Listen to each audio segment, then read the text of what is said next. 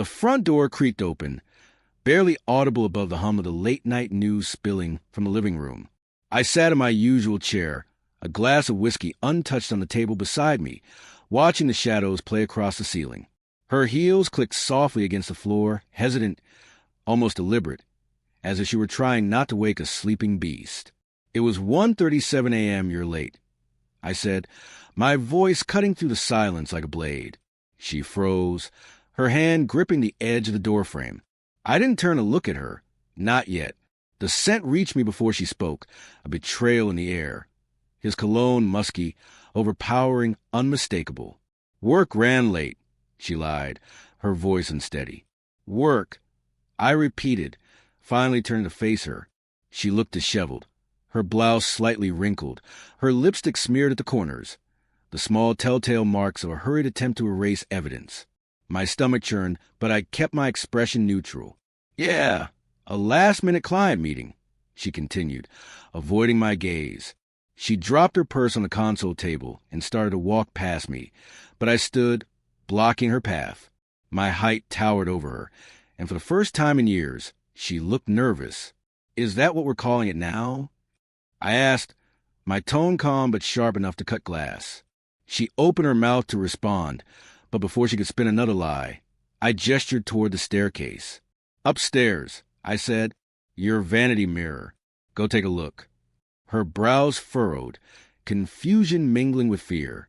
She hesitated, but I stepped aside, allowing her passage. I followed closely behind as she ascended the stairs, each step slower than the last. She knew something was waiting for her.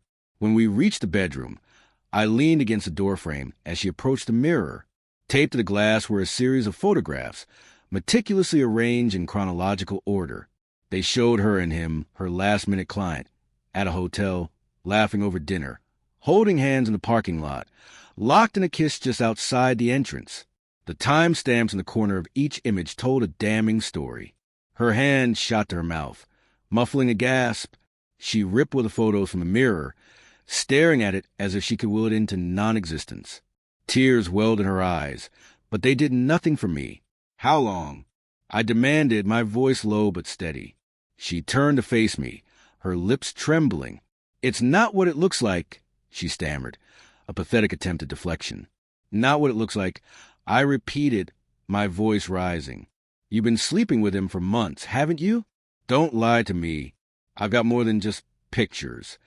Her face crumbled and she sank onto the edge of the bed, burying her face in her hands. "I didn't mean for it to happen," she whispered, as if it made any difference. "But it did," I said, stepping closer.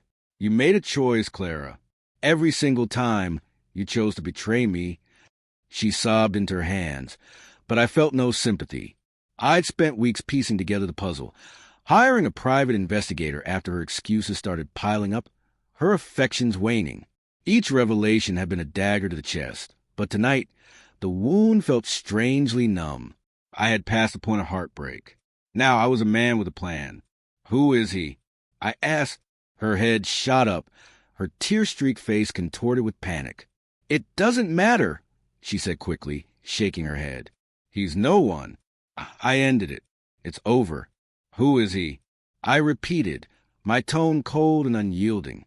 She hesitated, then finally whispered his name. "Mark." Of course. Mark, the charming sales representative from her office, always too friendly at company parties, always too quick to make her laugh. My jaw tightened. "Stay here," I ordered, grabbing my keys from the dresser. "Don't you dare leave this house." "What are you going to do?" she asked, panic creeping into her voice. "What I should have done months ago," I said, slamming the bedroom door behind me. Mark's apartment complex was a sterile, cookie-cutter building on the other side of town. I had no trouble finding his unit. A quick call to the PI earlier had provided all the details I needed. I pounded on the door, the sound reverberating through the hallway. It took him a moment to answer. When he did, he was wearing a T-shirt and sweatpants. His hair tousled, as if he had just rolled out of bed. His expression shifted from annoyance to surprise to unease as he recognized me. "Dan," he said, his voice cautious, "what are you doing here?" I didn't bother with pleasantries. Instead, I shoved past him, forcing my way into his apartment. "We need to talk," I said, my voice dripping with menace. He closed the door behind me, his face pale. "Look, if this is about work, or," he began, but I cut him off. "It's about Clara," I said, watching the blood drain from his face. "You didn't think I'd find out, did you? You thought you could sneak around with my wife and get away with it." "Dan, he stammered, backing away. "I'm sorry. I never meant to hurt you." "Never meant to hurt me?" I repeated, incredulous. "You've been sleeping with my wife, and you have the audacity to say that to my face?" He opened his mouth to respond, but I didn't give him the chance. My fist connected with his jaw, sending him stumbling backward. He crashed into the coffee table, knocking over a lamp. "You destroyed my marriage," I said, standing over him as he groaned in pain. "You think you can just walk away from this without consequences?" "Please," he begged, holding up his hands in surrender. "I'll do anything.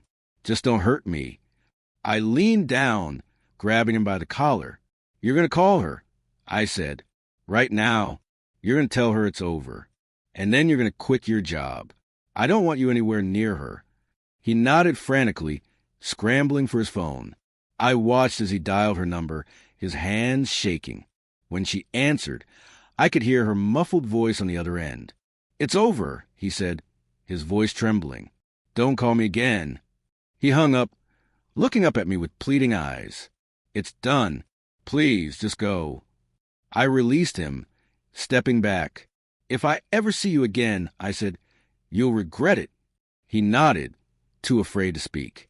I turned and walked out, slamming the door behind me. When I returned home, Clara was waiting in the living room, her eyes red and swollen. She looked up at me as I entered, her expression a mix of guilt and desperation. "Dan," she began, but I held up a hand to stop her. "I don't want to hear it," I said. "Pack your things." "You're leaving." Her face crumpled, and she shook her head.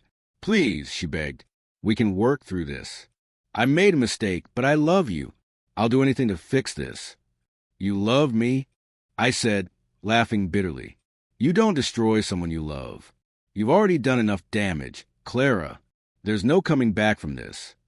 I turned and walked upstairs, leaving her sobbing in the living room. The next morning, she was gone. Her suitcase was missing, along with a few of her belongings. She left a note on the kitchen counter, but I didn't bother reading it. For the first time in months, the house felt peaceful. I poured myself a cup of coffee, sat at the dining table, and watched the sunlight stream through windows. It wasn't the life I had envisioned, but it was a new beginning, and that was enough. Jessica and Mark spread the story everywhere, telling our friends, family, and even our neighbors. I became known as the wife beater, and I could hear people whisper about me as I walked down the street. Everyone treated me like a monster. Meanwhile, Jessica suffered the biggest setback of her life. Mark ended their relationship, and she was fired from her job. She became a public disgrace, and all that was left for her was isolation. What had once seemed like a perfect relationship had turned into the town's gossip. Soon after, Jessica left town without a trace. I never heard from her again, and I didn't reach out either. Then one day, I received unexpected news about her. What happened next, I'll reveal later. As for Mark, he returned to work after recovering. But things were never the same. His colleagues avoided him, and he was soon labeled a cheater. He lost his job and his reputation in the city.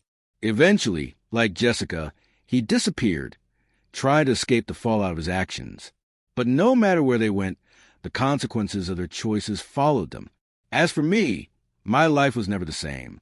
After the court ruling, I lost my job, and despite seeking revenge, the emptiness inside me remained.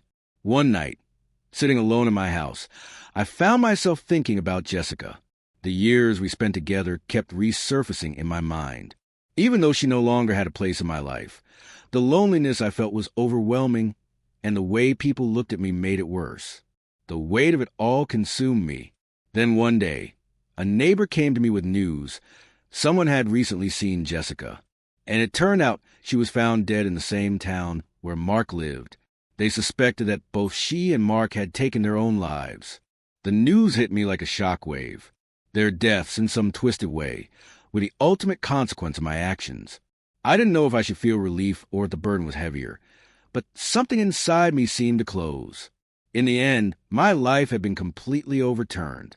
I went from being a betrayed husband to a man driven by revenge. But in the end, I lost Jessica and I lost myself. There were no true winners in this story, only lives broken and lost.